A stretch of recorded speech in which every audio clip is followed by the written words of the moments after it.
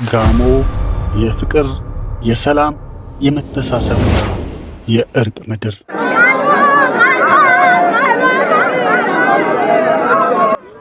ጋሞ ማለት ተራራ ብቻ አይደለም። ጋሞ የሳቅ ምንጭ፣ የጥንካሬ ማማ፣ የመተሳሰብ ምድር ነው እንጂም። መጋቢት 1 ቀን 2018 ዓመተ ምህረት ጠዋት ላይ ያልተጠበቀ አዲስ ክስተት ተፈጠረም። አቶ ደመነ ደበበ ይባላሉ። በጋሞ ዞን ጋጮ ባባ ወረዳ ማዞዶ ይሳቅ ቀበሌ ነዋሪ ናቸው።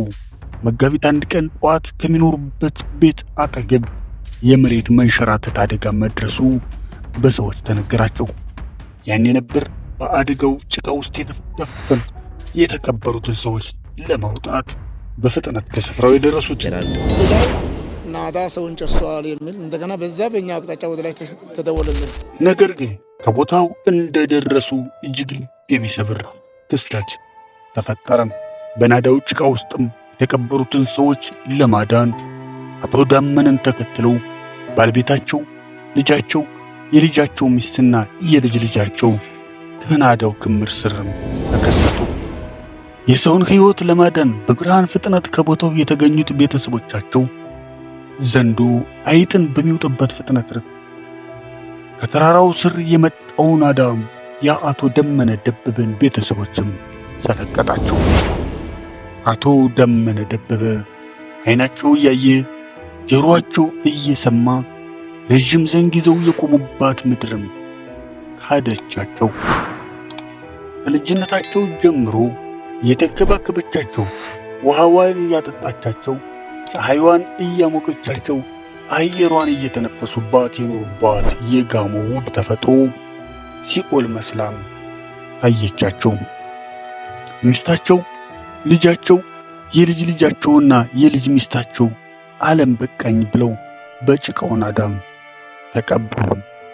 አቶ ደመነ ደበበ አፈር ፈጭተው ውሃ ተራጭተው ያደጉባት የጎፋ ምድር በምድር ላይ አሉኝ ብለው ተፈጥሮን ከሚያደንቁባቸው ነገሮች በዋናነት ቤተሰቦቻቸውን ውቧ የጋሞ ተፈጥሮ ከእሱ ነጥላ ለዘላለም ላይመለሱ ሸኘቻቸው።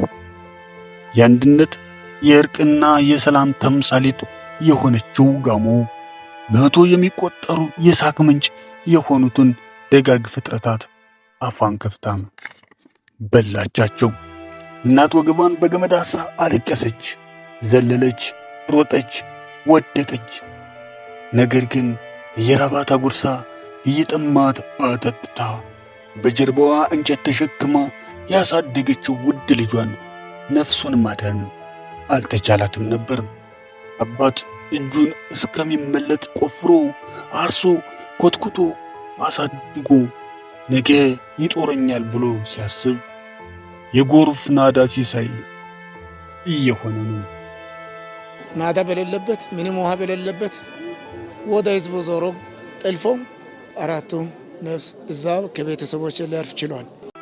ይሁን እንጂ አቶ ደመነ ደበበ ከቤተሰቦቻቸው ተለይተው ከዚያቸው ምድር ላይ የመቆየት እድል ቢኖራቸውም ኢትዮጵያ ክልል ርዕሰ መስተዳድር አቶ ጥላሁን ከበደ ሁሉንም ነገር በፈጣሪ ፍቃድ ይፈጸማል፣ የኔ ቤተሰቦች በፈጣሪ ጥሪ ተደርጎላቸው ነው የሄዱት፣ እኔ ግን የጥሪው ተገባዥ ስላልሆንኩኝ በጋሞ ምድር እንድቆይ ፈጣሪ እድሜ ሰጥቶኛል።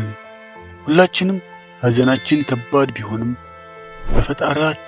በፈጠራቸው ፈጣሪ እጅ ስላሉ ሐዘናችን መቀነስ ይገባናል ሲሉ ለሌሎች ሰዎች የጽናት ተምሳሌት መሆን ቻሉ።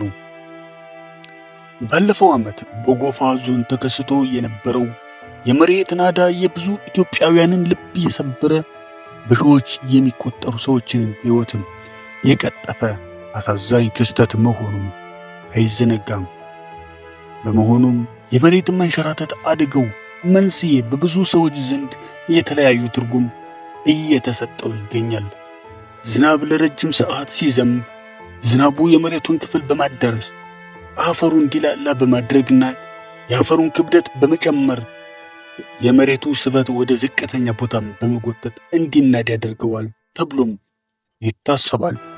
በሌላ በኩል ደግሞ የጋሞ ዞን ከፍተኛ ተራራማን በመሆኑ ዛፎች ሲቆረጡ ተራራዎች ለምነታቸውን በማጣታቸው ናዳው ሊከሰት ይችላል የሚልም አንድምታም አላቸው።